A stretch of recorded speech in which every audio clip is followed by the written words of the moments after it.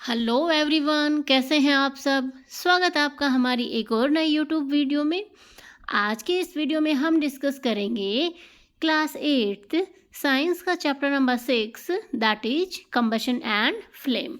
Chapter के बारे में कुछ बातें हम हमारी प्रीवियस वीडियो में कवर कर चुके हैं, जैसे कि what is combustion, combustible fuels हमारे कौन कौन से थे, वो सारी बातें। ये हमारी कैंडल की जो एक्टिविटी थी ये हमने परफॉर्म की। इससे हमें पता चला था कि कोई भी चीज़ है वो ऑक्सीजन की प्रेजेंस में जलती है। फिर combustible and non combustible substance को हमने देखा था इस टेबल में।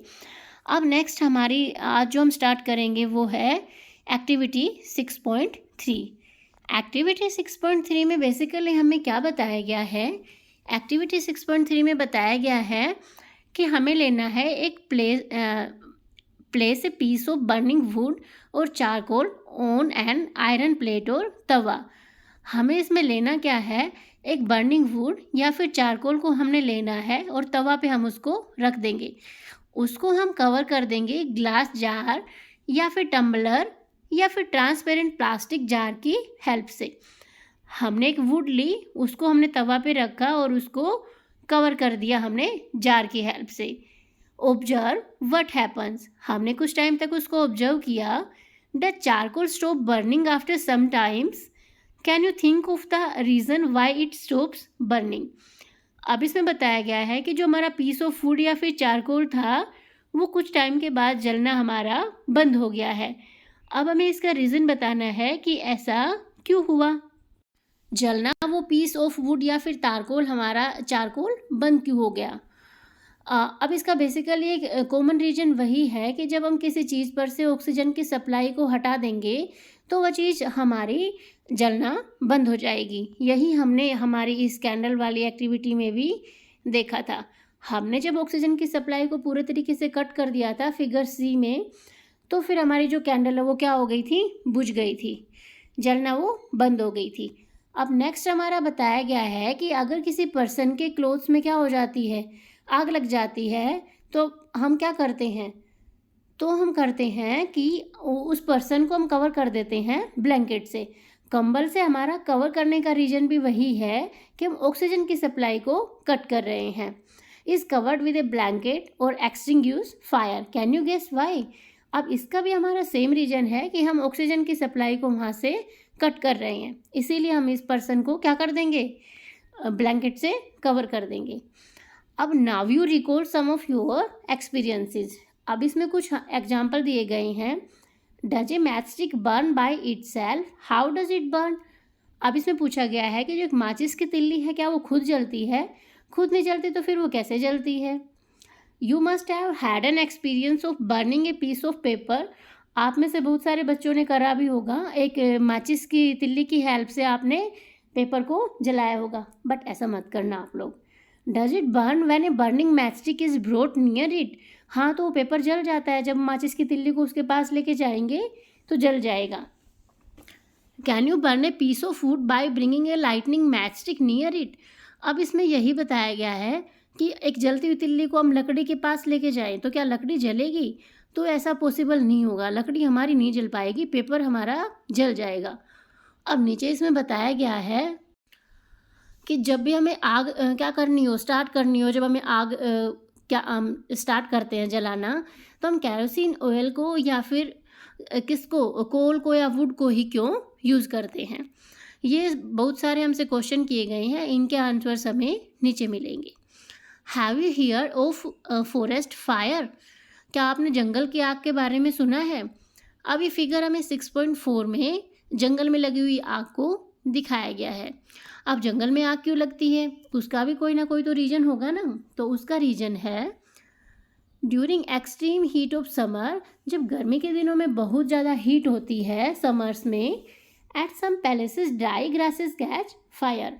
अब इसका एक जो मेन सबसे बड़ा रीज़न है जंगल में आग लगने का, वो हमारा यही है कि जब गर्मी के दिनों में बहुत ज़्यादा हीट होगी उस टाइम पे जो सूखी घासें होंगी ना वो आग को कैच कर लेती हैं जल्दी से। From grasses it spreads to trees and very soon the whole forest is on fire. It is very difficult to control. Such fires. अब इसमें वही बताया गया है कि सूखी घास में आग लगती है, आग फिर वो धीरे धीरे फैलती है, पेड़ों के पास पहुंचती है और पेड़ों से फिर वो पूरे जंगल में फैल जाती है और इसको कंट्रोल करना बहुत ज़्यादा मुश्किल है। नेक्स्ट है हमारा, do these experiences tell you that different substances catch fire at different temperature.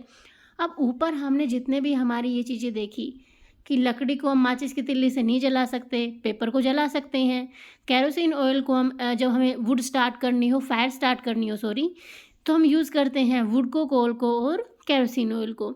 जंगल की जो सूखी घास है वो बहुत जल्दी आग पकड़ लेती है और फिर पूरे जंगल में वो आग फैल जाती है। तो ये सारे हमने ऊपर एग्जाम्पल देखे। नेक्स्ट होगा हमारा, the lowest temperature at which a substance catch fire is called its ignition temperature. यह आपके लिए बहुत ज़्यादा इंपॉर्टेंट है, इसकी डेफिनेशन को आप पूरा याद कर लेंगे। ऐसा कम से कम तापमान, ऐसा कम से कम टेम्परेचर जिसके ऊपर कोई भी सब्सटेंस आग को पकड़ लेता है, catches fire, it's called its ignition temperature. तो इसको हम क्या बोलेंगे, उसका इग्निशन टेम्परेचर। इसकी डेफिनेशन को आप याद कर लेंगे, आपके एग्जाम के लिए ये इम्पोर्टेंट है।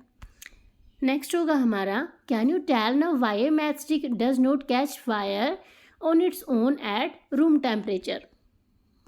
अब इसमें हमें बताया गया है कि जो माचिस की तिल्ली है वो आग को कैच क्यों नहीं करती है रूम टेम्परेचर पे। मतलब हमने माचिस मैच बॉक्स को हमने रखा है, उसमें क्या है, मैच स्टिक है, तो वो अपने आप आग को क्यों नहीं कैच करती हैं। Why does the match stick start burning on rubbing it on the side of the match stick. अब ये तो बहुत कॉमन सी बात है, आप लोग बचपन से देखते आ रहे हैं कि जो मैच स्टिक है वो कब आग पकड़ती है, जब हम उसको रब करते हैं, जो एक ब्राउन ब्राउन सा आपको दिखता है ना मैच बॉक्स पे, तभी वो आग को पकड़ती है। अब ये हमारा जो येलो कलर का बॉक्स है ये भी हमारे लिए इम्पोर्टेंट है, बिकॉज इसमें पूरी हमारी हिस्ट्री बताई गई है मैच स्टिक की। आप लोग बचपन से माचिस को देखते आ रहे हैं, माचिस की तिल्ली को, तो उसके बारे में कुछ बातें तो आपको पता होनी चाहिए ना। तो चलो स्टार्ट करते हैं। The history of the match stick is very old. अब ये क्या है, ये हिस्ट्री इसकी बहुत ज़्यादा पुरानी है, मोर देन 5000 ईयर्स। 5000 साल से भी ज़्यादा पुरानी हमारी इसकी माचिस की हिस्ट्री है, माचिस की तिल्ली की। अब इसमें क्या होगा, 5000 साल पहले क्या था, small pieces of pine wood dipped in sulphur were used as matchstick in ancient Egypt. अब देखो इसमें क्या होता था, एंशिएंट इजिप्ट में जो हमारी पाइन वुड थी उसको हम डिप करते थे सल्फर में और उसी को हम एज ए मैचस्टिक हम यूज कर लेते थे। अब the modern safety match was developed only about 200 years ago. अब जो आप माचिस देख रहे हैं ना, माचिस की तिल्ली को देख रहे हैं, ये बस 200 साल पहले ही इसका ऐसे हमने इसका डेवलपमेंट हुआ है। अब इसमें क्या क्या होता है, a mixture of antimony, trisulphide, potassium chlorate and white phosphorus with some glue and starch was applied on the head of a match made of suitable wood। अब इसमें मैं बताया गया है कि जो आप जो ब्राउन ब्राउन कलर का हेड देखते हैं ना मैच स्टिक का, उसके ऊपर हमारा एंटीमनी ट्राईसल्फाइड, पोटेशियम क्लोरेट और वाइट फॉस्फोरस होता है कुछ ग्लू के साथ। किसी एक सूटेबल वुड के ऊपर हम उसको चिपका देते हैं। When stuck against a rough surface, जब हम उसको जो ब्राउन कलर का रफ सरफेस है उसके ऊपर जब हम उसको स्टक करेंगे, वाइट फॉस्फोरस गोट इग्नाइटेड। जो वाइट फॉस्फोरस है वो आग को पकड़ लेता है due to the heat of friction. Friction का आपका एक पूरा चैप्टर है, तो फ्रिक्शन को आप अपने आगे के चैप्टर्स में हम इसको कवर करेंगे। फ्रिक्शन इट मीन्स घर्षण। जब भी हम किसी चीज़ को रब करते हैं तो वहाँ पे हमारा क्या प्रोड्यूस होता है, फ्रिक्शन। जैसे ही हम मैचस्टिक के हेड को ब्राउन जो हमारा सरफेस है उससे क्या करेंगे, उसके ऊपर घिसेंगे तो वहाँ पे फ्रिक्शन क्रिएट होगा और वो वाइट फॉस्फोरस है वो क्या कर जाएगा, जल जाएगा। This started the combustion of the match, ये क्या जलने लगेगा। However white phosphorus prove to be dangerous both for the workers involve in the manufacturing matches and for the users. अब इसमें यही बताया गया है कि जो हमारा वाइट फॉस्फोरस को हम मैच स्टिक पे यूज़ तो करते थे, बट ये दोनों के लिए ही क्या था, नुकसानदायक था। जो माचिस को बनाते हैं उन वर्कर्स के लिए भी और जो हम यूज़ करते हैं हमारे लिए भी। तो फिर अब हमने क्या करा, these days the head of the safety match, अब जो माचिस की हमारी तिल्ली है उसका जो हेड है उसके अंदर हम क्या करते हैं, only antimony trisulphide and potassium chlorate को अब हम उसके अंदर मिक्स करके लगाने लगे। And the rubbing surface has powdered glass and a little red phosphorus, या तो थोड़ा सा लिटिल रेड हम उसमें फोस्फोरस यूज करने लगे, which is much less dangerous. जो वाइट फोस्फोरस से क्या है, थोड़ा कम नुकसानदायक है। When the match is struck against the rubbing surface, उसको ब्राउन सरफेस पे जब हम घिसते हैं, some red phosphorus get convert into white phosphorus. पहले हम क्या कर रहे थे, पहले हम डायरेक्टली यूज़ कर रहे थे वाइट फोस्फोरस को, अब हम यूज़ कर रहे हैं रेड फोस्फोरस को। और जब हम मैच को उसको रब करते हैं ब्राउन सरफेस से, तो हमारा जो रेड फोस्फोरस है वो हमारा कन्वर्ट हो जाता है, converted into white phosphorus. This immediately reacts with the potassium chlorate in the matchstick head to produce enough heat to ignite antimony trisulfide and start the combustion. तो बस अब इसमें यही बताया गया कि पहले हम करते थे वाइट फोस्फोरस को यूज, अब हम करने लगे हैं रेड फोस्फोरस को यूज़।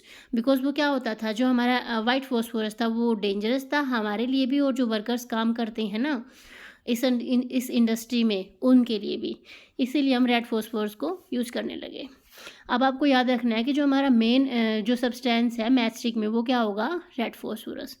अब हमने क्या देखा, we find that a combustible substances can not catch fire और burn as long as its temperature is lower than its ignition temperature.